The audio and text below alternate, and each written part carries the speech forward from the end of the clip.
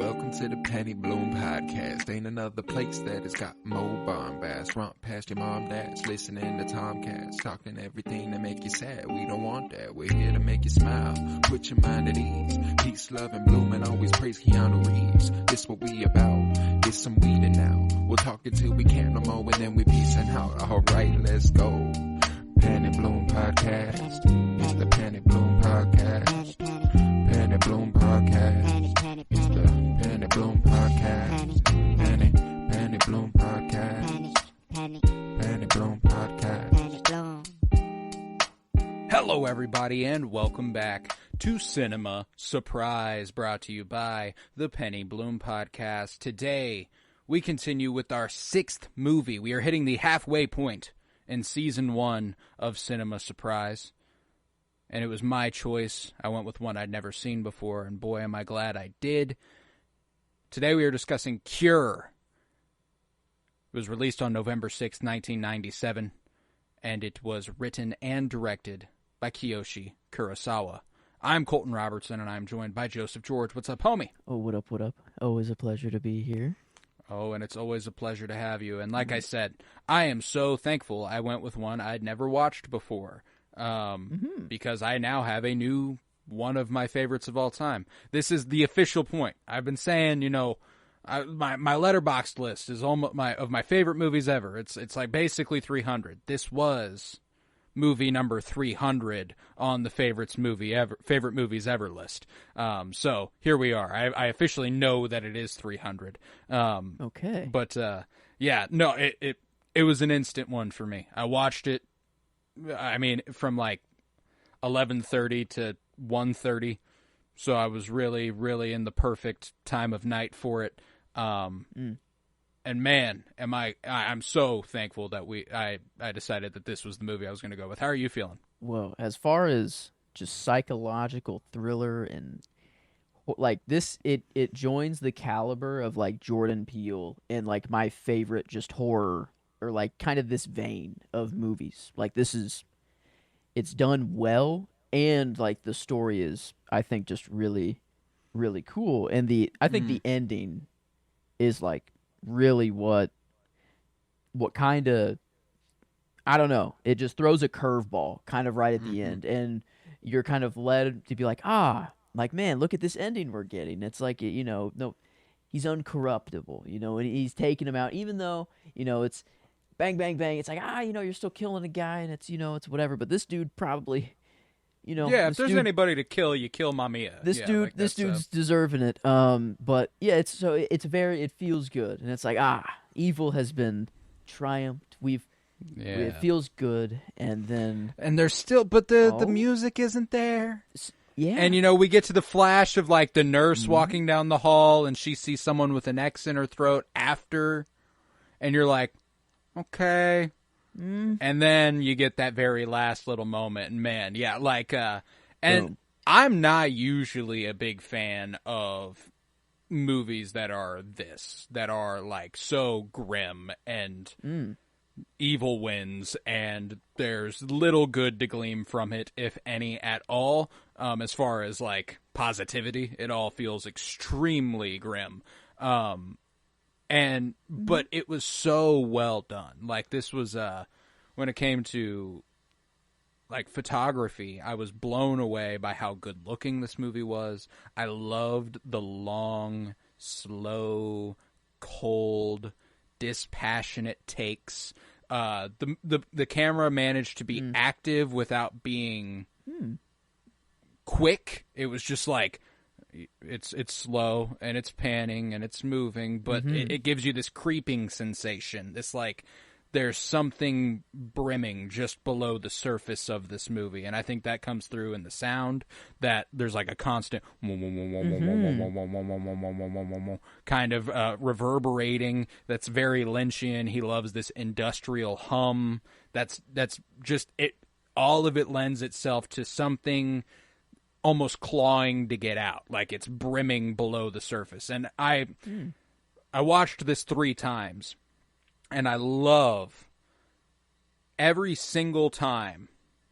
I have what my gut takes me to like what a lot of it means. But every single time I watched the movie, I went, oh, I could see why anybody would think otherwise. Like, it's so open and so up for interpretation while still being so solid and airtight and written concisely and poignantly that I'm like, I don't know how you pull something off where, like, the interpretive side of it can be so vast while still being so tightly written. And I appreciate that greatly. I think leaving things up to mystery, you know, there are certain things that need to be explained for the story to progress, and you know, as stories do, but just leaving some things up to mystery and letting the audience figure it out. I think that's like, it was, I don't know if it was in a Black Mirror episode or what. Maybe it was the one where the horror game was in your brain and it knew what you were afraid of, so it scared you even more, sort of thing.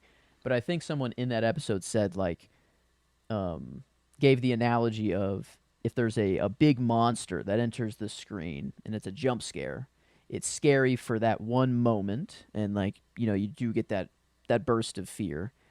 But if there's a closed door and you hear growling or scratching on the other side, or you don't know what's on the other side, your imagination is often more fearful than reality. Like, Actually, I'm pretty sure Jordan Peele said that. Was it that? Okay, so it might have, maybe it was him. I mean, like, that's not a new idea or anything, but I feel like I remember relatively recently. Yeah. Yes, I'm like, I'm assuming that's where because I can't remember what he was talking about, but regardless, like, I think it was in a conversation where that one guy stood up and told him that he was like the greatest horror director of all time, and he was like, not when John Carpenter exists or something like that, and he went on a whole thing about what made him great, but. No, like, that was something. I'm not a big horror guy, and I wouldn't say this is strictly a horror movie. I think there are horror elements. I think that's, you can say that, but it's not stereotypical horror. But those are often the best ones. It's yes, like, this made my skin crawl. Like, one of my absolute favorite moments in the movie, because it was something that when I was a little kid, it would freak me the fuck out. And I loved it watching it in the context of a movie. And it's my favorite scene. It's the scene where Takabe, played wonderful by Koji Yakusho. Absolutely love him. He was also the lead in Perfect Days last year, which I also fucking love. Really? Yes. Oh, that'll be cool. Yes. Okay. I've been meaning to get to that one. So I love that movie. That's really and cool. I was thinking about it. It was going to be one of my 20s movies, but then I went with this, so I decided to steer clear of the Koji Yakusho from here on out. But, I mean, unless he happens to pop up in something. But regardless, it's the scene when Takabe goes to visit Mamiya after he's had the vision. He's seen... You know, he sees the dead monkey. He sees a vision of his wife. And there are these, like, flashes. And he's like, I need to go check on my wife. I need to go make sure she's alive. And he goes, and he sees her hanging from the ceiling. And he falls to his knees. And he's devastated. And pretty much the scene that earns him the performance nod for me. That cinches it, I should say. He's already fucking incredible. But that's, like, when you're like, oh... There's a whole range to this guy that this character doesn't allow him to access, and here it is. But then it flashes away, and his wife is seemingly alive, maybe. And so he goes to Mamiya after that and is like, yeah, so what the fuck? Yeah. He's like, what the fuck was that? And Mamiya's like, he says, you saw your dead wife, didn't you? And he's like, how could you possibly know that? What's going on here, et cetera, et cetera. But I love the back and forths between Mamiya and Takabe. I love the way Mamiya is trying to pry him. He's trying to access him, and it's exciting for Mamiya. It's the only thing that's exciting for Mamiya, because Takabe is the only one who is impenetrable. He's the only one he can't get to. But Takabe can't help but let himself experience what this is. Yeah. So he's trying to know what he's dealing with, but it's a dangerous game he's playing. So whenever he sits there and he's like, what, you can't talk without your lighter? And he flicks the lighter on and he sets it right there. I've got chills talking about it. I've got chills every time I've talked about it the last couple of days. When he's looking at Mamiya and the camera just sits there and it gets darker. Yeah. just on him. I don't know if you ever did this when you were a child, but when you would or just in general, you could still do this probably, but I just remember doing it as a child, sitting in a dark room and not blinking for a while and staring in a corner, and the corner got darker. Mm-hmm. Yeah. That used to scare the shit out of me. So it scratched an itch for me that made me nostalgic, but nostalgically scared. I'm not scared of that anymore. I know what it is. I know that if I blink, it's fine, but in the context of a movie where I can't blink and it's fine, it's really cool. And then they cut to the shot of the ceiling rippling, bubbling below the surface again, and it's breaking through. And that always feels like the idea of this movie is that something is lingering and it needs to get through, and it comes down, it hits the fire, and I'm of the mind that's when Takabe's hypnotized. Yeah. Either really lucky coincidence that it rained and the water's dropping, or he's already hypnotized at this point. I was and because he has seen his wife dead, so I feel like there's some maybe it's part of the activation there seems to be some formula, that they're following it, or some process that is, it's only been known by Mesmer, or I don't know, someone. But Mesmer, and then some other guy that took over in Japan that studied this and was it was a cult or something, and then somehow it ended up with Mamiya here. But yeah, I guess maybe it seems that it's one person, though, that it's kind of like a gift of some sort, but it seems that anyone can kind of get there, and maybe it takes a person like Takabe, a detective who isn't invulnerable at first, and they don't think they can be broken down, but then their obsession of it is what causes their downfall. I don't know.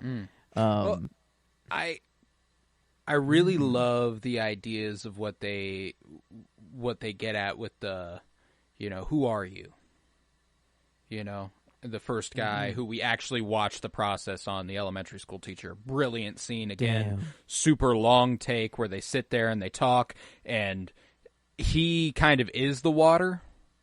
Before he does the fire thing, he moves around the room. And Spills he's the trying. Oranges, or Yep, he's lemons, tracking. He wants him to be locked in. What he is doing, you are listening to me. There is nothing else you're focused on. And then he flicks the lighter. But what we watched during that scene, the gentleman goes, "I'm an elementary school teacher and I live with my wife. That's all."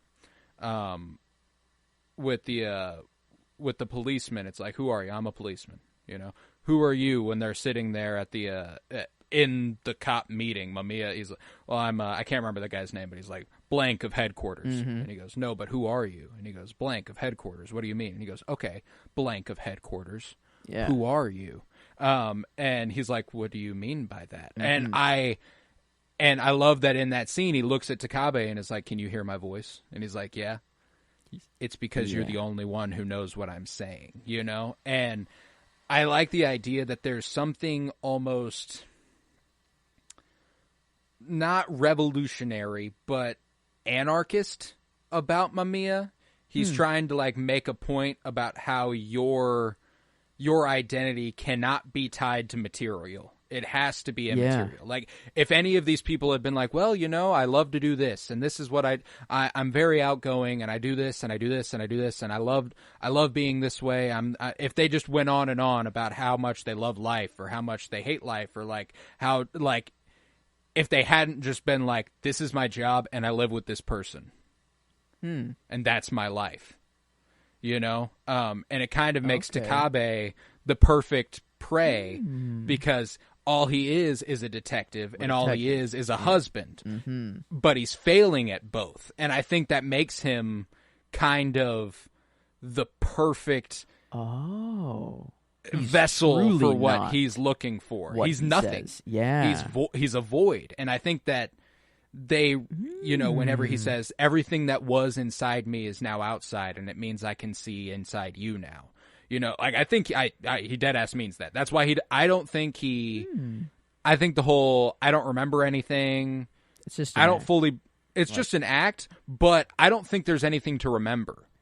Oh, that's truly how he lives. That like that is his just self who he is nothing. Like he is Yes. like no one. Like he's a Mhm. oh Yes. wow, okay. That's how I look at him. And I mean, Yeah. like now I've watched it 3 times and I've had a lot of time to think on. Okay. And that's why this movie is so fucking fascinating and mesmerizing. I hate to use that word in the context Wow. here, but like It's the origin. It's pretty cool. It is. It's very cool. And I guess the movie didn't actually create that scientist, it's like that's just they used that's a real the guy. dude's name, and like it I don't know, it was just kind of cool to think about also that hypnotism is like there's some Real stuff people that do it on stage and whatever, and it could be fake, but like there's some like some real shit that goes down, and it's just kind of crazy that like to think, at least with this movie, they kind of make it as like your morals are set no matter who you are, and hypnosis can't like make you do something you wouldn't want to do. Mm-hmm. And it seems that there are people that commit murder that you would think would never do it, but like there are some conversations that lead you to believe that like this person looks like this on the surface, but like their true intentions or their true like feelings are actually There's evil. a very blatant example of that in this movie. Whenever Takabe goes to the launderer, the dry cleaning, and the guy is standing next to him, and he's like, "Well, this is my ticket." And he's like, "Oh, well, we can't find it." And he's like, "Well, it's okay. Would you mind looking for it again?" And he goes back there and he goes, "Motherfucker, these goddamn idiots! They don't know what the fuck they're doing." And he's like mumbling under his breath. And then the guy brings it back out to him, and he goes, "Thank you very much." And he leaves. And he acts all nice to the guy's face, but like brimming under the surface again is just this seething anger, And I think that is the point. Like the point that the movie's trying to make is that Mamiya manages to coax it out of everybody, Like, it feels like he's like an anti-hero in a way. Like it's like he's not the one doing it, It's just he's bringing out everyone's true self, which like if he's not there, these people still go on. They and, never, I don't know. They never commit murder. They probably don't slice carotid arteries in the way they do. That doesn't happen without hypnosis. But like, it is an interesting concept to be like, well, it's kind of like in Moon Knight, judging someone if you know their future is going to be bad. Is that right? To judge, or how do you know? In the first place, but like, judging someone if they're known to commit a crime in the future, to punish them now and get rid of them. It kind of feels like that Mamiya would like he'd be chill with that. Like that's like what he's doing, kind of, is he's judging everyone by hypnosis, but it never seems that it goes well though. And I think that's what's interesting about Mamiya is that I think he's being honest. I don't think there is anybody to know. I don't think like Mamiya doesn't exist anymore in my head. I take him to be almost possessed.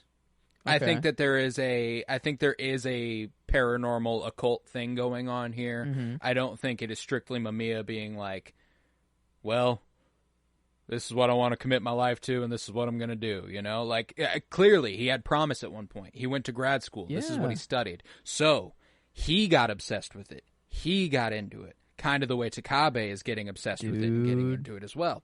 That's cool. That's pretty cool. The more you think about it, the more it makes sense, which is like, usually, it'll work for the movie, but then once you start to think about it outside, you're it's like, oh, that falls yeah. apart, and it's like, well, at least the movie was good. But this is, it's the tight, movie's man. almost like better to just think about. Like like I don't know, like outside of the movie, it's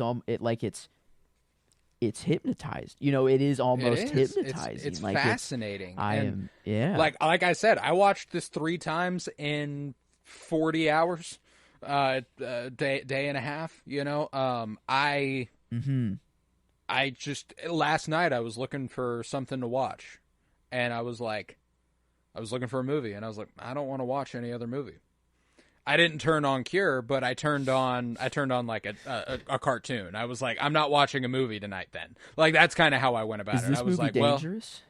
That's what I was like. And that was what was so, like, the first time I watched it, so fucking, like, whoa about it is because, like, there's so much to be afraid of here, even though within the context of the movie, watching it, it's not like you're like, like you're never like, oh God, oh shit. But it's skin crawly. It makes my hair stand on end. It makes gives me goosebumps, you know, like it's icky. It's because you can't really place it. Like if you have a movie where there's just a clear ugly monster that's scary and whatever, you're like, oh well, whenever that comes up on screen, I know to be scared and it's expected. But like this unexpected ick or this, and there's such a, to be so cold and stagnant and not really active in your pushing the story forward. Like, they do a lot to push the story forward. I don't want to say that it's like but the movie feels so dispassionate. It feels so cold. You are not moving and moving and moving. It's like you're trying to figure it out, and we figure it out. And it's like, okay. And you figure it out about halfway through the movie. Yeah. You know, we have Mamiya in custody halfway through the movie. And that almost makes it scarier because you have half the fucking movie left, and you're like, so he's comfortable. One of my and there are some shots that are just like I said earlier, the darkness, the darkening of the screen there. Whenever he's getting through Mamiya's place and he turns into the room where the dead monkey's under the curtain.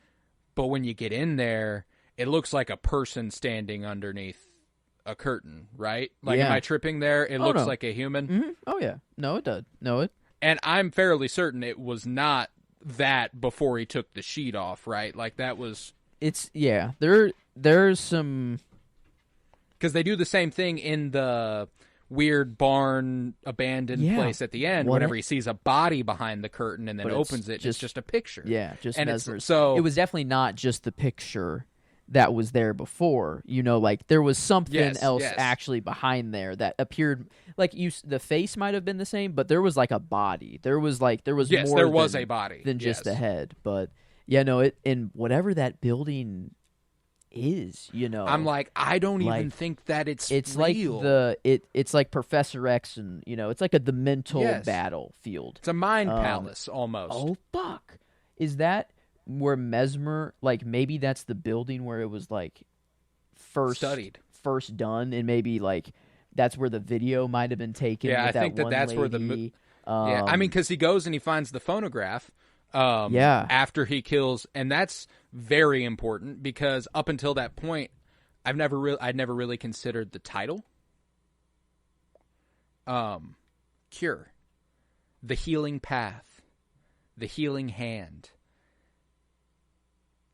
The idea that he is Mamiya's, whatever is inhabiting him, if it is just him, if it's not this obsession, he thinks he's curing. He thinks he's helping. He thinks he's healing because you're being your true self. You're not being phony. You're not being fake. You are being who you are. And I think that's why ultimately I think that after the X, after he shoots him, Takabe walking right over there, sitting down and playing it with no indication that... Yeah, he does just... Walks right over, sits down, and plays it. It's not even there was never a reference to it prior to that. It was never like, well, this is important, you'll want to know what it was. He just sits down and listens to it. It is a possession thing. I think that there is... What does you it can't say? see, but I'm like, what's the recording like? Because it was kind of distorted a little bit. Like it was like, and you could tell like a cool technology. Like holy fuck! Like that's how we recorded shit at the beginning. I don't know. I think that's just really cool technology. But like, it says like healing path. Healing hand. It sounded like sleeper agent wake up. You know, it sounded like to wake up the Winter Soldier. It sounds like a conjuring, like a spell of some sort. And that's what the Sakuma says. He's like, they used to view it as, you know, they used to call it what was it? Soul conjuring. Soul conjuring. That's what it was. And so like that's I don't know. That's kind of what I take to be happening here. And there's even right before he goes there, he goes to the same restaurant that he's at the end of the movie. But he doesn't eat any of his food. The waitress walks over. She takes a full cup of coffee and a full plate of food. Mm-hmm. He ordered all of it but couldn't eat it. And then at the end, he's chowing down. He's smoking. I don't think he smokes once throughout the entire movie until then. Whoa, that's yeah, cool too. I'm like, there's something here to the Whoa. idea that's. Yeah, like there's a lot going on here that is a ton of show don't tell, which is impressive considering that there is a fair amount of exposition in this movie. There kind of has to be for it to even get by, but there is still even more of that just communicating stuff through subtlety, and I absolutely adore it. Like what goes back to me lending credence to the idea that Mamiya is, a void. He's nothing. He's nobody. My favorite shot, the one I went with, is when Takabe sees Mamiya for the first time. But he doesn't see Mamiya. He's in a dark room, and he's completely shadowed in a silhouette in a dark room, and you can just see the butt of his cigarette lit.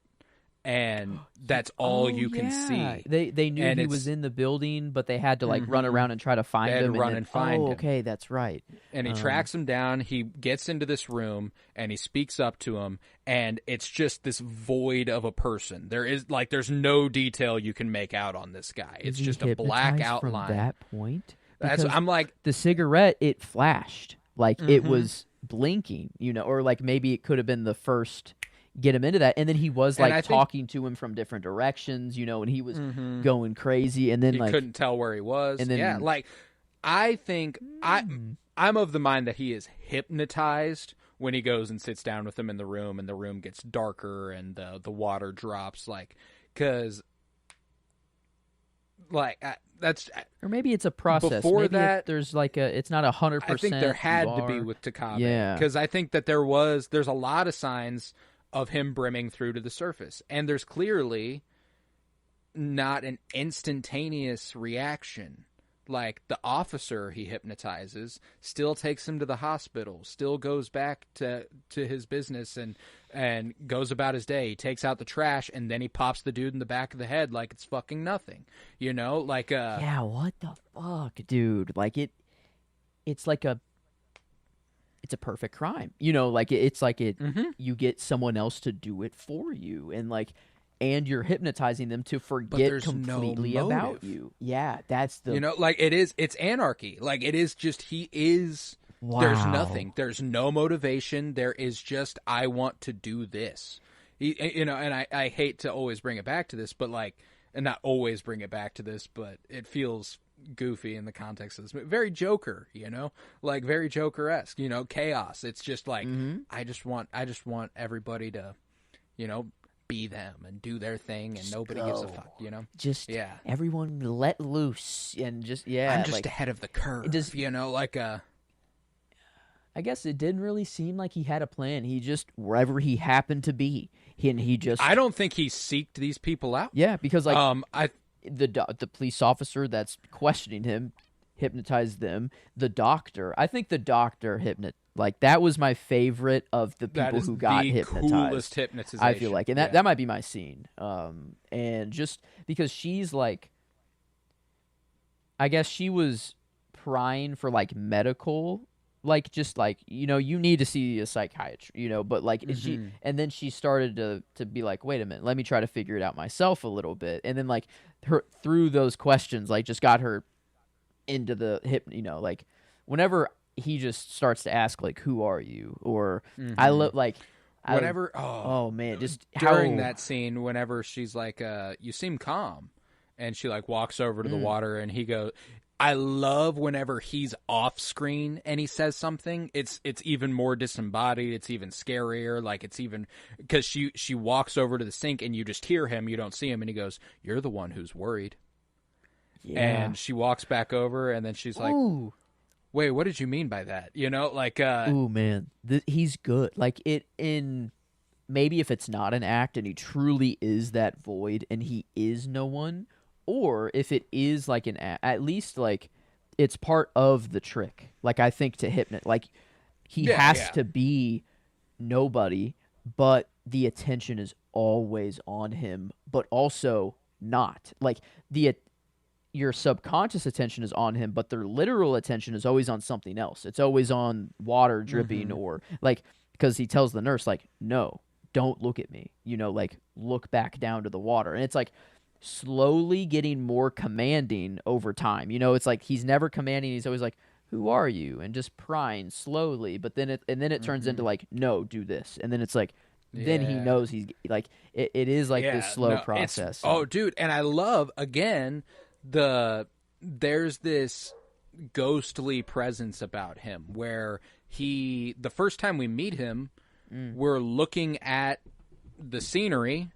We cut to the guy looking that way. We cut back, and he's just standing there now. That shot was so awkward. Like, it was... And he just walks towards the camera, and he's just like, look, and you're like... And he's like, where... Just how he talks to everybody. Like, it's like, huh? What? Where? Like, it's like, immediately. Like, it's forgotten. If it's not about them, if it's not a detail about the person he's talking to, poof. Gone. It didn't even matter in the first place. Like, because he's like, I think he's asking for like directions or something. Like he's like, well, he doesn't even know where he is on the beach, and he's just like, where to? I think is like what he says, and the guy's like, the city name like, or something. Where am I? Yeah, and he tells him, and he's like, where's that? He's like, huh? Chiba, and he's like, okay. He goes, are you going anywhere? He's like, no. Yeah, like. And then, do you know who I am? Yeah, he's like, huh? And it's like, and then and then he's like, please help me. So like, it feels like a little bit of an act. Like it just, you're immediately drawn into anybody that is like, huh? You're like, I don't know. You seem like you have to help them, and like it puts the attention on him even more. And like I think it's just part of the act, or it is that he truly is that void, and. That is just how he functions. Like that's right. I mean, like, and that's. I love the way he just kind of voyeurs about. It's similar to the camera, like the camera just kind of floats through. It doesn't really make a lot. Like it's not fast. It just is, And during the scene where he hypnotizes the doctor, I adore that they set that up perfectly. By the way, like the first time they show the doctor with the patient who is just, he's not rude. I mean, he is rude. He's not mean, he's not dismissive, but he is misogynist, like he definitely is. And, he treats her differently because she is a woman doctor. He wouldn't have given a shit if a dude doctor told him to drop trowel and lay down. You're pretty friendly, aren't you? And she doesn't pay any mind. How does he know that? He can just read people that well, like everything's on the outside of, like maybe like. I wonder. That's what makes me think that there is. I mean, there is a generalization to be made there, though. Like misogyny in the workplace. You're a woman doctor. You've faced shit like that. Like the odds are. And then he goes and he sits down with the police officer and his partner is really buttoned up and really straightforward and is like, no, I'm not going to take part in this. They might not butt heads, but they clearly aren't on the same plane, him and the other police officer. So it is kind of like a... Wow. I wonder if they're just educated guesses, or like if there's...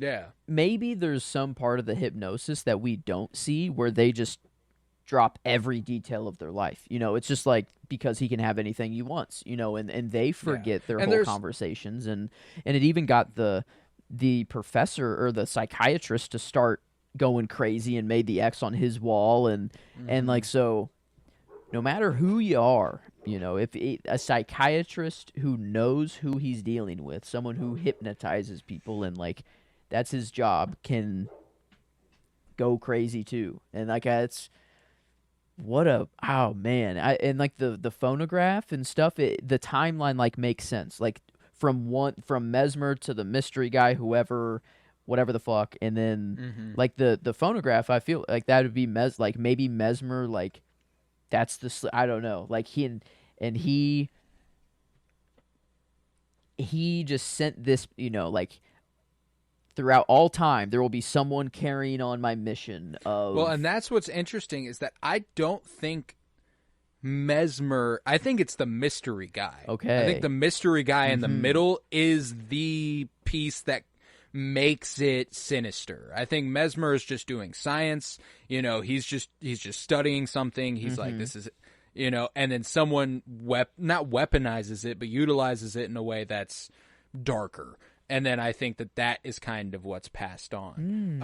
I like, because there's that's there.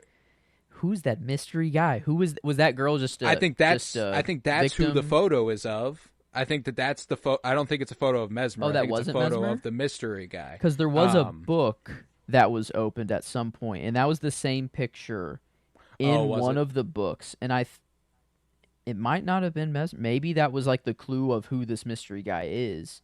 And then it's, I think there was a book, I think at one point that was opened, and that same picture was in there.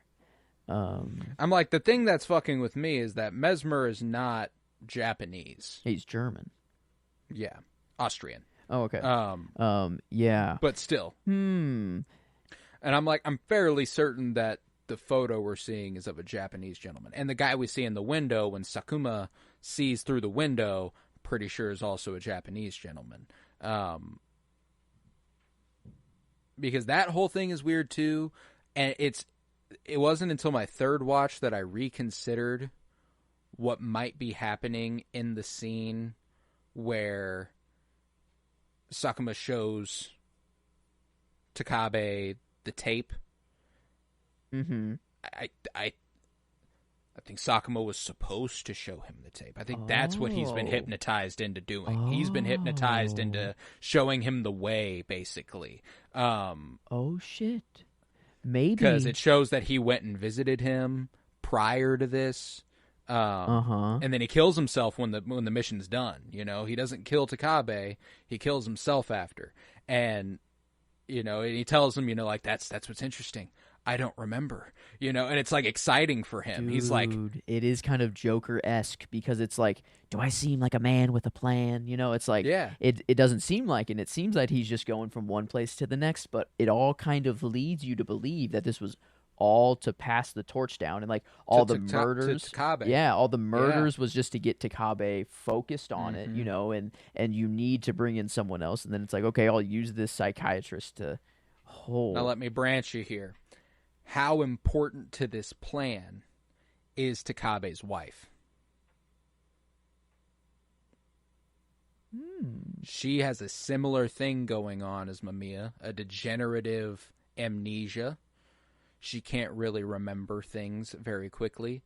At the beginning of the movie, when you don't really know what it means, she's the first scene of the movie. She's reading that book, Bluebeard. And after she finishes and hands the book back to the doctor, there's this vibration. It rattles the table, and she just looks down and doesn't say anything, doesn't do anything. And then she breaks concentration and talks to the doctor and says, I know how the story ends. The princess kills the king. I never And really you don't, thought like, at the about- time, yeah, it's... I never really thought about his wife. Like in... Yeah. What role does she play? Does she just destabilize him further? Because that was his darkness, was like, yeah, it sucks that I have to take care of her, and I hate it. And it's like, I shouldn't, life just live, that's just my life. It sucks that this is how it is. And like, I feel like that was at least used to show the darker side of Takabe, maybe. But then... Well, and it shows that he has the capability to lash out at the world. He blames society. Mamiya even goes like, oh, so it's society's fault. And he's like kind of excited by it. He's like, oh, so it's them, huh? And the whole interaction with Takabe is exciting for him. He goes, oh, you're amazing. Like multiple times. I think he says it twice in that scene where he goes, you're amazing. Wow. I did love Takabe. And Koji Yakushuo, like his performance, it was like the one that did stand out, and I feel like it is the performance of the movie. Dude, Mamiya is skin crawling. Yeah, and I guess Masato Hagiwara? Masato Hagiwara. Man, I mean, just the the calm the whole time. Like it makes it so unsettling, and like he is he's incredibly so good at it. inhuman. Like he, even when he's at the teacher's house and like he just makes himself at home. He's on the couch, but then he just gets up, walks to the pantry, just sits in there in darkness for a little bit, spills the things, walks out, goes back to the couch and lounges even more, and then like it's just watch this. Yeah. And he just flicks the lighter and the dude locks in and you're like, "Oh my god." Like he's so good. And it's written to be that way. It's written for him to appear as like he's good at what he's doing, but like it is through his performance and his cadence and just like he's so he is mesmerizing. He is hypnotizing. Yeah. And it's fascinating that you can do so much with so little, and he does. He's incredible at it. That's why, like, I wanted to give Koji Yakusho love because I was pretty sure Masato Hagiwara was going to also. I feel like I'll give him. It's weird. I feel like I want to give him performance for like just that different. It's a whole different vein of performance that you have to do. But like, just I feel like his character is kind of. He is the character of the movie, or like whatever is possessing him. I almost want to call it the non-character, like the void, or like not the him. Void. Yeah, that's kind of how I think of it. Yeah, like I went with Takabe for both, simply because his descent is really, really fascinating. He slowly appears more and more disheveled throughout the movie. It even gets to the point where he can't get his clothes from the fucking dry cleaner, so he has to keep wearing the same outfit for the rest of the movie. Wow. It's and there's a really fascinating thing going on specifically with him and his wife that I have a tough time wrapping my head around, even after 3 viewings. I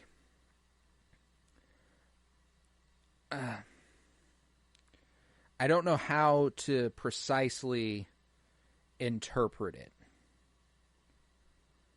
Fairly certain he never actually takes his wife to a psych ward at the end of the movie. Oh, okay.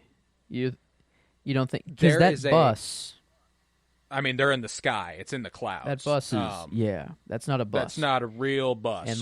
And that's the same bus he takes to the warehouse barn thing at the end. Did he kill his wife? Yes.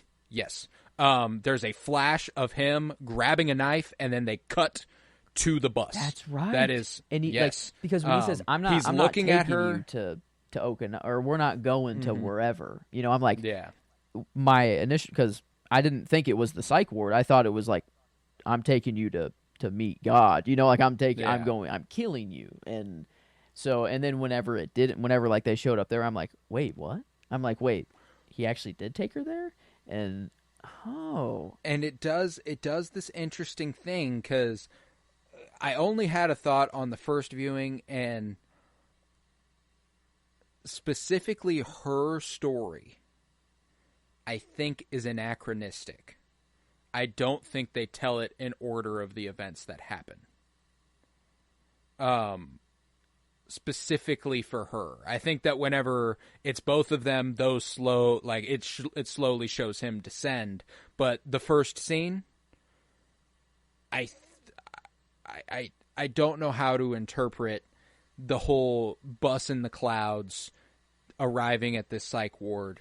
Is the psych ward the same building that shows up in the visions? It looks different, right? I feel like there's a whole different courtyard. It's not even a different close situation. there. But that's the thing, is that like another interesting detail that I don't know fully how to wrap my mind around or rationalize or explain is that the only person who ever talks directly to the camera is the doctor who treats his wife.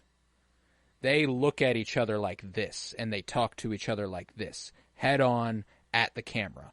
And I don't know what that means. When he says, you look sicker than your wife, like that? He's looking dead ass in the camera. That was the line I chose. That's crazy, because like there was something different about it, and like and he kind of took it, and he was like, like he didn't want to hear it. Like it was news he didn't want to hear, or like and whatever. But like he just kind of like nods and he's walks like, away. Whatever. Like, he's like, whatever. I know I'm good, but like, well, and then at the beginning, there's a whole weird thing about this doctor where, like, even in the first scene, she's sitting at a table, and there's a chair sitting about 5, 6, 7 feet away from the table, Mm-hmm. and that's where he sits.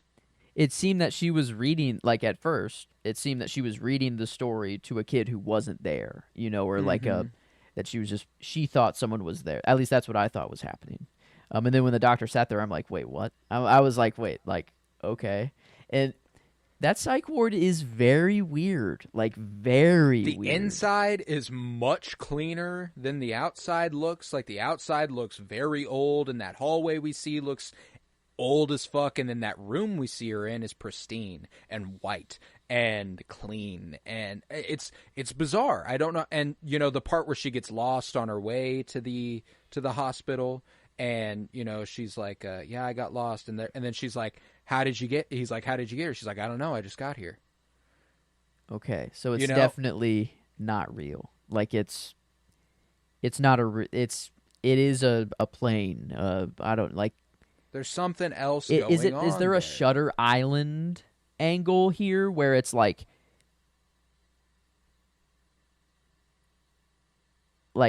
they're using hypnosis to treat like Takabe is in the psych ward. He's in a psych ward right now, and he thinks he's a detective, and he thinks he's going on this grand whatever, and they're trying to, you know, deal with maybe the trauma of his wife. I don't know, maybe his wife is the trauma that started his whole descent. I don't really buy into this possibility. But that is a fun idea, because like that's where there's such an openness to the interpretation of this movie, where I can see why you would go somewhere like that.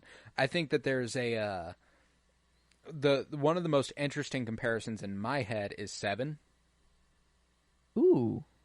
John Doe is Mamiya, Brad Pitt is Koji Yakusho.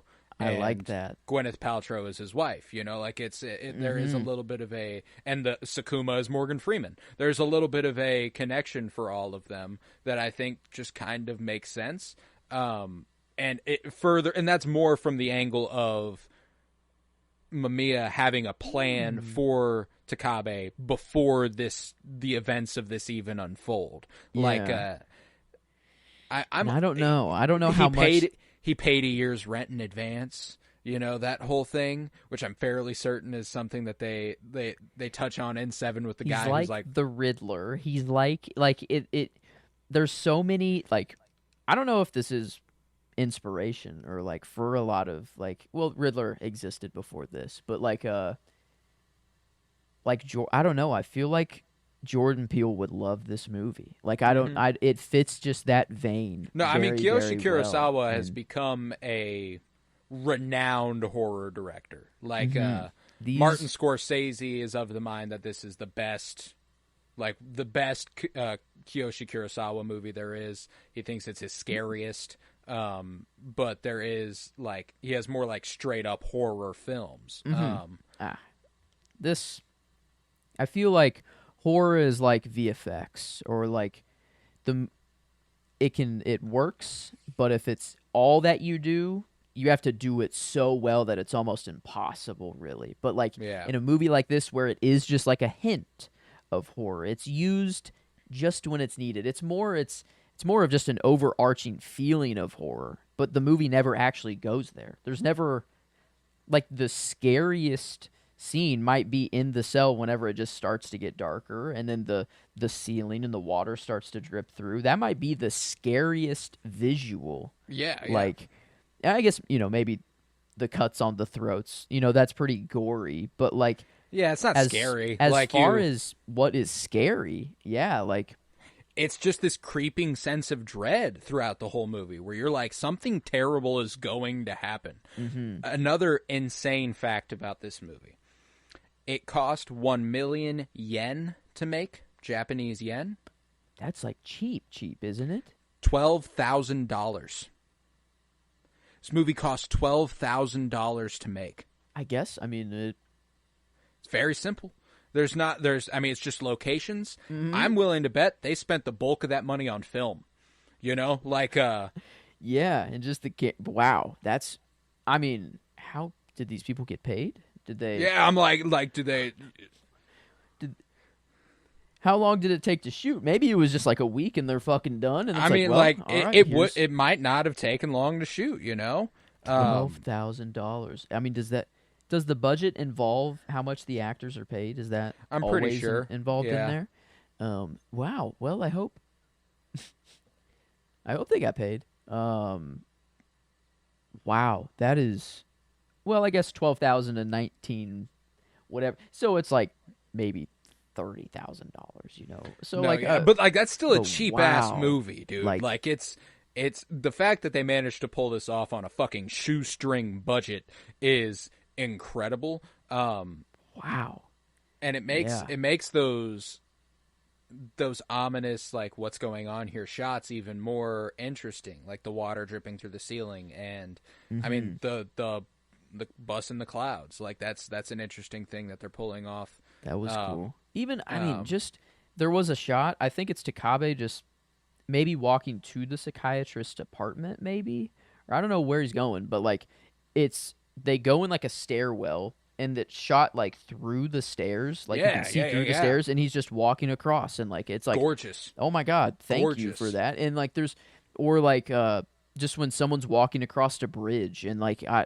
they go super wide and like just show the scenery, and like even there was a crazy amount of like, well, that they didn't need to do that, but they did. Like like I said earlier, the whole first interaction between the elementary school teacher and Mamiya is one take. It plays like theater. Yeah, it's just he moves and the camera moves with him until he sits again. And then he flicks on the lighter, and they go from the perspective of the lighter to the guy. And it's like, and that's incredible. You know, like, it's just, there's so much that this movie, it's so thoughtfully crafted, and I fucking adore it for that. Like the first crime scene, whenever Takabe shows up, and he walks into the bathroom, and they show him look around the bathroom, and then they show him walk back outside, and through the door, they shoot him next to the bed. And it's just like, it's just thoughtful, small things like that. One of the things that was fascinating to me, too, is that realizing when the first guy gets hypnotized, like the very first guy, within the minutes into the movie. I remember the death, but I don't remember the interaction he had. Yeah, I don't. What's your shot of the movie?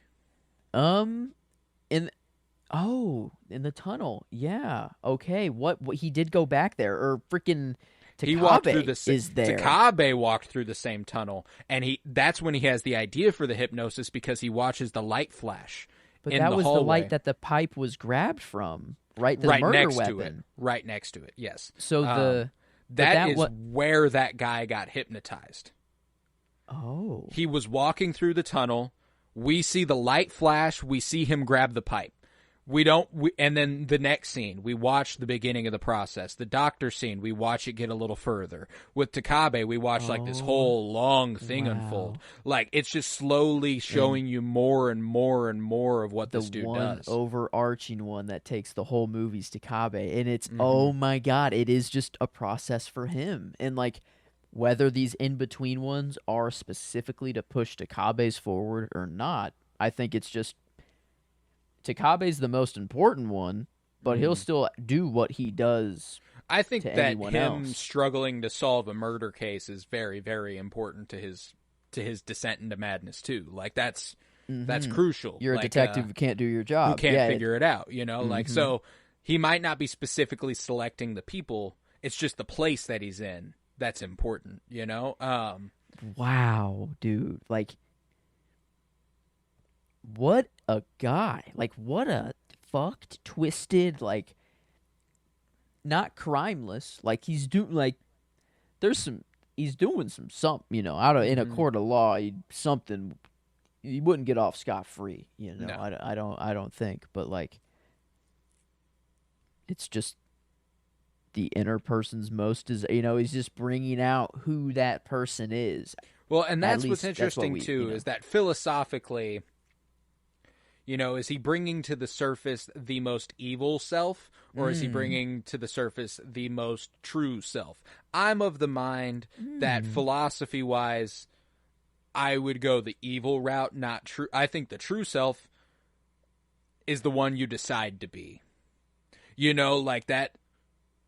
If you have terrible urges, or you have, wonderful urges, if you're a happy person, if you're not a happy person but you choose to be happy, if you are presenting. Mm-hmm.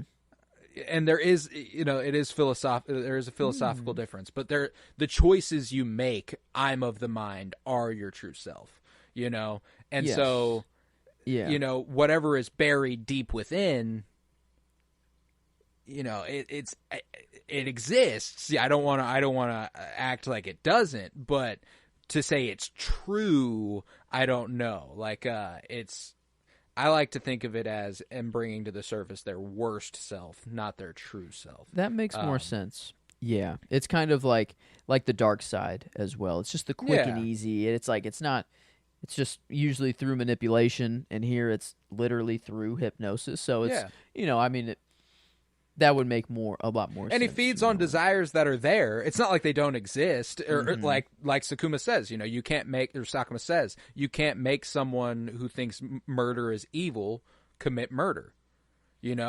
Part of the hypnosis is convincing them that this person deserves to be murdered. A reason that they. Oh wow! They can't murder anybody. He's slowly getting to justifying murder. It's like, like the doctor, that you hate the misogynistic way of the world, and that it sucked to get here. That sucks, and he knows that she agrees with that. And then it's like, then you'll agree that person deserves. She's the most interesting one, because that isn't like kill this person. That's kill a man. Go kill a dude. Like with the elementary school teacher, it was go kill your wife. With the cop, it was kill your partner. With her, it was kill a man, just a dude somewhere out there. Whoa, that's maybe it's just everyone else had a clear person to kill, and this was just his way of being like, your next male patient. I don't know who it is, but that's the one, or like or just a man.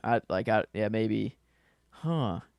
No, like it is a fascinating fucking movie, dude. Wow. Like I'm riveted by it, and I'm riveted by the thought of it. I think that there's just so much to glean from it, and the most interesting and hardest to parse through stuff is with his wife. I think that's the part where I get the most lost in terms of specifically how it influences Takabe beyond the pure,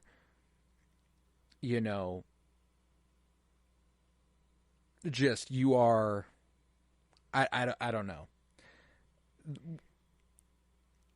There is beefy amounts of Reddit conversations. Like, the amount of questions or like threads that there are of just, can anyone explain this part of the movie? Can anyone explain this part? It's like, no, and it's all up for interpretation, man. Like, and it's fascinating, because my idea of the movie is that, at least as it concerns Takabe's wife, is there a possibility, and I think it's displayed a bit with Takabe, that Mamiya has the capability of communicating with people almost telepathically. Like it's not... Because like he's not actually talking to them, it's like just in their state, or just like in their, and then like meeting on that astral level, like meeting in, he says to Takabe, everyone who wants to meet their true selves comes here eventually, and if his idea of hypnotizing people is showing them their true selves, is this where they're going when they're getting hypnotized? Is this where they show up? I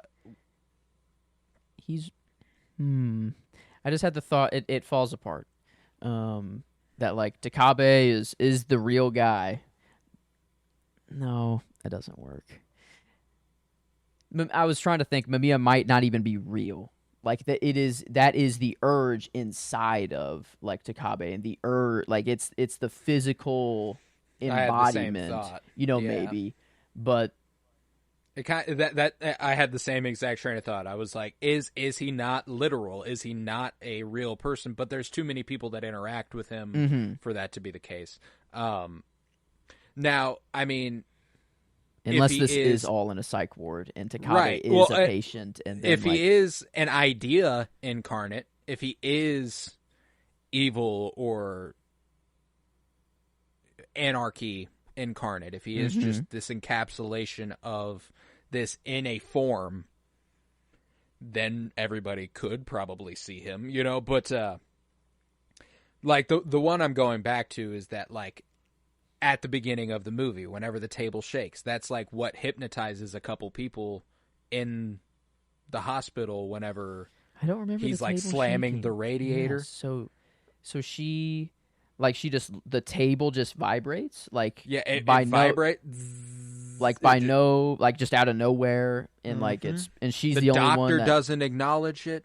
but Nobody said he's there, kind of, he's when there. it is vibrating. And he turns away. He like walks away or like walks back. I can't remember, but the shot is of her sitting at the table, and he said like, "All right, that's enough about the book," or something like that. You know, he's like, "That's we don't need to talk about that anymore." And she's sitting there, and the table begins to shake, and she just stares at it, and then it stops shaking, and she returns to her conversation. And what? so Yeah, what? it is interesting to think, like, is there a possibility that it was a second here or 2 seconds here, but in some astral form he is communing with Takabe's wife and hypnotizing her in some capacity? Because that falls apart too. Like, what would he be hypnotizing her to do? What, like, to get him to fall apart? Maybe, like, you. But like, what's the little? He walks home. He turns off. Like, is it just a washer machine or like some machine? A dryer. Okay, yeah. so it's just the dryer. So like he turns it off. on. She comes back, turns it on, and like. Or that's actually, an interesting... he just turns it off and then sits down and then throws the meat, and he's like, "Fuck!" Yeah. Or like, well, she turned it on, and then he got back up and turned it off. So he turns it off when he gets home. That's right. She turns it back on. I'm of the mind, and this was another thing that occurred to me on my last watch, is that they are opposites, Mamiya and Takabe's wife, and it shows why Takabe is more similar to Mamiya than he is his wife. He desires nothing. He desires the silence. He desires the quiet. She wants to fill the space. She wants to make noise. She wants there to be something there, and he doesn't. He wants it all gone. And it kind of like I think it furthers the idea that he aligns more with the void than he does with filling it. Okay, and the indecision to not go on the trip. I think maybe that's like a key factor. Like her bags were packed, ready to go, and like she's ready. Like all those magazines of like travel mags, yeah, ready to go. She can't do anything all day, you know. Like I guess he said like how was work, and then she was like, oh well, I did nothing all day, you know, like I stayed home or whatever. So like, does she have a job, but she's just currently like staying home because she doesn't feel well? It seemed that this is like a long period of not feeling well, you know. Yeah, I'm going like this is an ongoing thing, and I'm taking work to be the work. Like how is was his wife the doctor real? Is she even real at all? Like, is it just a pure hypnosis? Like, nobody interacts with her besides the doctor and him, which is interesting. Does anyone even mention her? Like, does he bring her up in conversation to anybody that he's even married, or that I'm pretty sure him and sick? Sakuma talk about it. And then the guard outside of his door, you know, he's like, "Did you tell him about me?" And he's like, "Yeah, well, you know, he asked all these questions, you know, and yeah. Did you tell him about? Yeah, I guess he doesn't say, "Did you tell him about my wife?" It's he just says, about Did me. you tell him about me? So like. There, you know, there's an interesting idea there. Maybe she isn't. I guess when is she? So she's she pops up at the very, very beginning, right? That's how the movie opens. Yes, yes. Is on her with the in the psych doctor. ward. Okay. And then we go to the first killer being hypnotized. Is that the first thing? Like, that's right we never after see psych him ward? get hypnotized, But we it's psych the ward. Then bar we cut being to a grabbed. guy who's like walking, and then he like walks through a tunnel. Light flashes. He grabs the bar. Chick's sitting on the bed. He whacks her 3 times. He's showering, and that's how the movie opens. That's like the first 5 minutes. And then Takabe arrives at the scene, and because I'm like, we literally only ever see his wife with him in that room. You know what would be interesting is the parts where she's lost. That really wide shot where she's on the bridge. Is there anybody else? I don't think so. Now that I'm thinking about it, it seemed lifeless. Nobody. Yeah, you know? it seemed lifeless completely. Now, but however, why would she be existing outside of Takabe's imagination? Outside of Takabe's presence? Why would she have a life to go to if she wasn't real? Does she? She's just sick. She doesn't have a job. She's staying at home doing nothing all day. The only time she pops up is whenever it's kind of needed for Takabe. Like, the bags but being that packed part's and not shown. that part Yeah. specifically is what I'm talking about. It's not like, why needed. is like, she out there? Takabe doesn't know that. He doesn't know where she is. He doesn't know. Like, he's Maybe just for the viewer. Maybe just like to like give a, because she is on that bridge and she goes in the middle. She's like, she looks around panics and then and she she runs, goes back yeah. down. So like, But then we do see her walking along the sidewalk, and I feel like there might be people during that, like extras in the background. I might be tripping, but Whoa. I mean, all of this to say, it grants a rewatch. Like, I know for sure yeah. I am rewatching this movie. That's without a doubt. And like, there's something to, like, it's like addicting. It is like, it's fascinating. It is just It is hypnotizing. I don't want to hypnotizing. say it because it's just so on the nose, but it's like, no, yeah, it is. Like, it is a mesmerizing film, and like it's fascinating because it is so slow and it is so cold and it is so dispassionate. The film plays like Mamiya. Like that is how the movie unfolds. It plays the way that character feels, and it's still like. It's still fast somehow. It's a breeze. It's not difficult to get through. It's confounding. On paper, it should be boring. Like, boring this as should be shit. just a boring movie. We do nothing. Like, we just see people. Like, it's literally like nothing really. Like, I don't like. Obviously, things happen, but like on paper, it just would seem that it's like, okay, like whatever. But then like, this you're in movie it, was and then it's like- absolutely riveting. like- Like one of my favorite first viewings in a while. Like it's been a while since I've loved a movie this much. The first time I watched it, like outside of a theater too. You know, like I mean, like this vein of movies, the only thing I can compare it to are Jordan Peele's movies, and they are up there for me. And like, yeah. like it. I'm like, and even when it comes to Jordan Peele's movies, I don't know which one you'd particularly compare. Like Us, would Us be the best comparison? I for think this? so. I don't like. I still put Nope. Like Nope. That's my number one. If we're like taking 4 movies, Nope, Us, and Get Out, I go Nope, Get Out, Cure, and then Us. Like they're. Its closest comparison is to Us, but I feel like it has almost as just it's well made, like enough for Get Out kind of like conversation. It's no, and but I I feel wasn't like really that's the talking gap. about quality. I was talking about like literal feeling of the movie. Okay, then yes, definitely. Us would be I the feel best like, comparison, yeah. right? Because I was like, Nope isn't it. That's too grand and too big. But, you know, Get Out, you're getting closer. But I feel like Us, it's still more on the nose horror, but the feeling it gives you and the curiosity and the mystery of it, like there is something there where you can't fully wrap your head around it.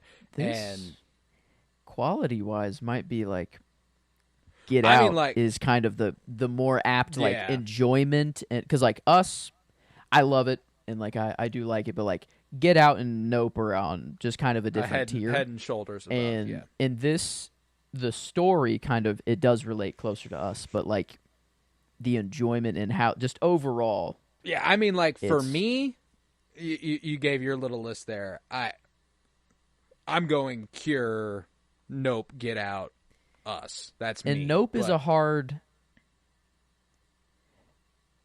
It doesn't really feel like like I don't know. It's not Nope the same. No, like it's more exciting. There is something. I laugh in Nope, and there's like moments of like where they just chill. It's and more smoke, a monster like movie. There's a kaiju thing going on. It's different, you know. It's not quite as psychological as Get Out and Us. So like, I there is a different element to it, but yeah, no, like this isn't comparable to Nope in the fucking slightest. But when it comes to Get Out and Us, there is a little bit more of something to go on there with the like slow realization of like, oh God, that's what's going on. Yeah, like the coagulo. Whenever you learn all what's going on there. Well, that's what's interesting is this movie doesn't even really have a moment like that.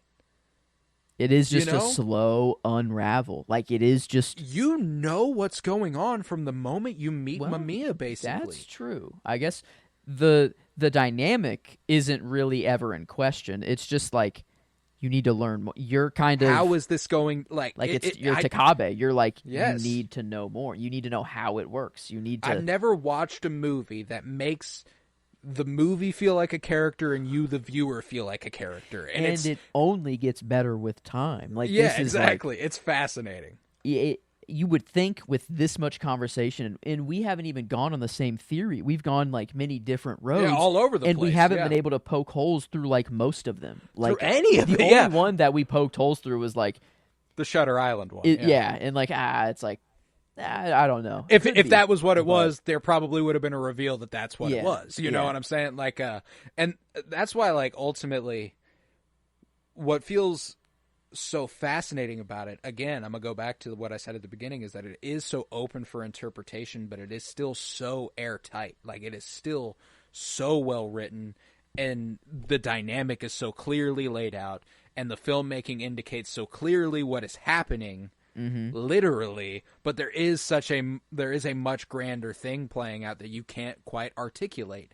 And like when it comes to the ending is, you know, I watched it for the first time, and like one thing I also love about a thriller is that the runtime is used as further tension building. You know, like you're getting close to the end of the movie. So you know there's something going on here, you know? Automatically tension. Yeah, like there's but so you get to that last scene at the diner and you watch him have that interaction with the waitress and you're like, this doesn't feel like a last scene of the movie, you know? Like this doesn't feel like the end, but it's the end of the movie. There's not going to be much more than this. But when she walks over and grabs that knife and like the focal pull, one of my favorite shots in the movie when it is just on, it's on his profile. And he's sitting there, and he's kind of like, he's got like a vague smugness to him. He's almost got a smile on. He's not really smiling, but he's kind of, there's an air about him that's different. And that's, I got to give credit again to Koji Yakusho here for being able to embody a whole different vibe without really talking in that last scene. But the camera's on his left side, and the background's blurred, and it slowly pulls away from him, and the focus goes to the waitress walking around, and her boss comes up and says something to her. She walks away. The boss walks this way. She picks up a knife, and she walks back towards this way. There is a version of the film, not a version that's available, but they shot that murder. They did shoot her killing her boss. Oh, okay. So that is the intention. That is then. who she is going to kill. Okay. I didn't know that until after I watched the movie, of course. Because that was part of my question. Is like, is Takabe like about to die? Like that was my first thought, at least, and because it's kind of what I wanted. Like I feel like that would make the ending happy again. Is like the evil would still die, you know? So like maybe that's just where I went, but like it doesn't really make. Well, and that's the thing is that if really Takabe is getting killed, he's not the evil, you know, like the evil's been unleashed and he's the only enemy of it, you know? And that's like and that's what's interesting is that the idea that, and his power is clearly beyond what Mamiya's even was. He doesn't ask any questions. He just sits there. He smokes. It's like he's radiating it. It's like he's just like it just interacting happens. with him will do that. Does he stay being a detective, or does he just... Yeah, how long It doesn't after... feel like he's forgetting everything, or it doesn't feel like he's taking the exact play that maybe he's that's doing what's it interesting through a is different that angle. Yeah, maybe he... There is a... Like I said, credit to Koji Yakusho again, because he feels like a whole other fucking person in that interaction. He's smoking and he's fervently eating. He gets on the phone. He's like, pull the car around. It's like, what's this guy been up to? Is this a whole other fucking, like, how long has it been since he killed Mamiya? And that's what's interesting is he's much more cleaned up. He's wearing a new outfit. His hair is neat. He's not disheveled like he was before. There's a fascinating gap that happens between him killing Mamiya and what happens here. And what happens here, the like literal gap in the movie, is a flash to a nurse at the psych ward, her turning around, looking behind her, nothing's there. Her turning around again, and she sees I'm assuming his wife, with the X cut into her throat. Dude, I'm trying to piece it together here. Like, my first thought is that the boss that touched the waitress's arm or shoulder, I thought that was Takabe's wife. I thought that was like, I'm like, wait. I was like, what? And I'm like, wait. I was thinking about that, and then I'm thinking, like, is she going to kill Takabe? So a lot of things were, like, going on. But I'm looking at it now. I don't know. It could be. The hair, it kind of looks similar to the look. I'm trying to see. I need to pull up, like, the wife now and see when she's in the psych ward, maybe. But kind of looks similar. Like, strange. I don't want you to look at something you don't want to. Something that is unclear is the last woman they show with an X in her throat. I'm pretty sure that's his wife. Okay. Well then, so she is real. Like, if they're... Yeah, and then he goes back on the bus in the sky. I'm trying to find whenever they do show his wife. Like with the X in her throat, as I'm thinking? Yeah. It's after he kills Mamiya and before he's in the restaurant.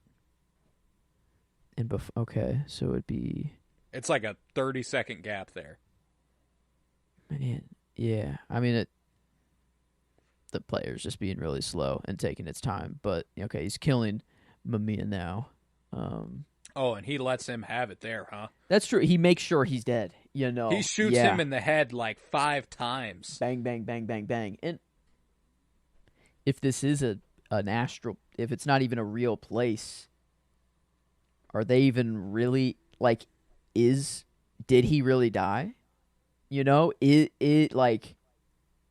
this just the metaphorical death so that Takabe goes on thinking he's gone but Miyami, what is that building? I feel like there's something that we should be able to figure out where this building makes sense. Like, the room... I'm like, the first time they show this building is when Sakuma sees it.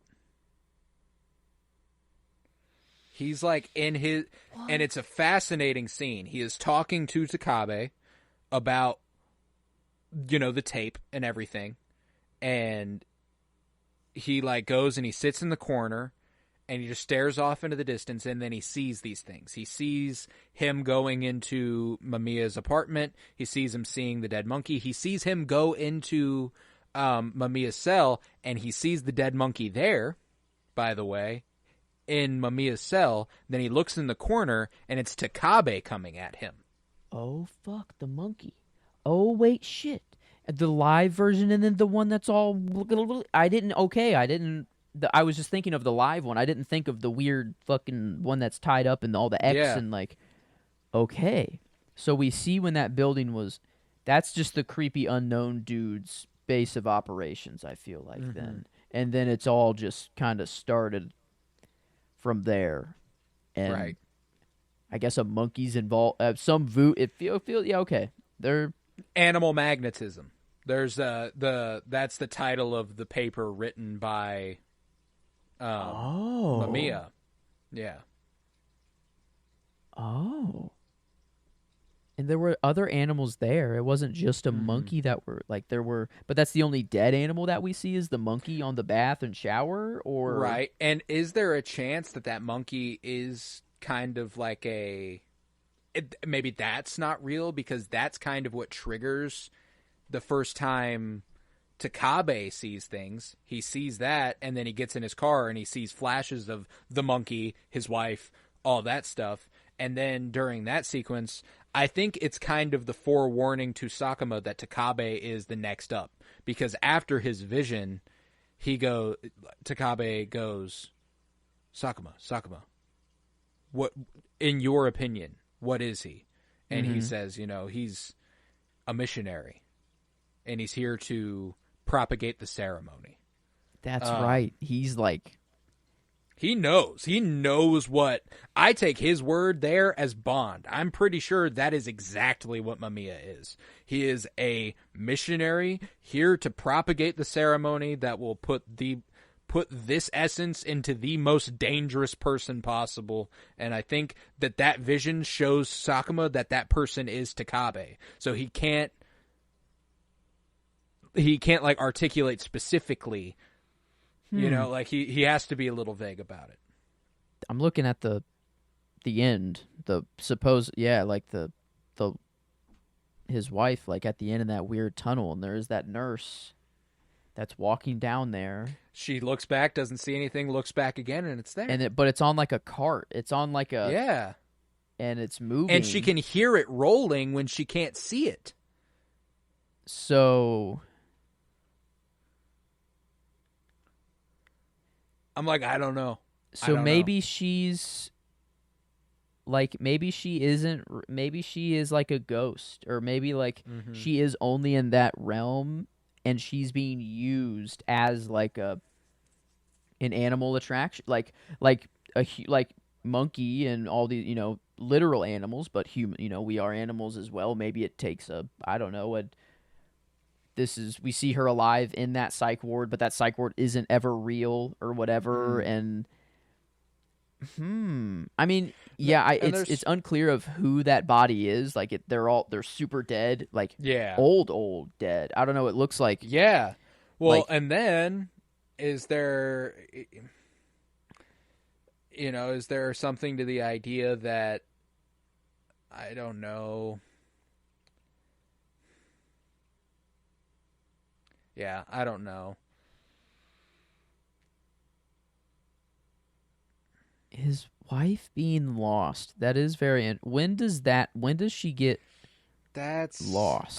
That's pretty like close to halfway through the movie. Okay.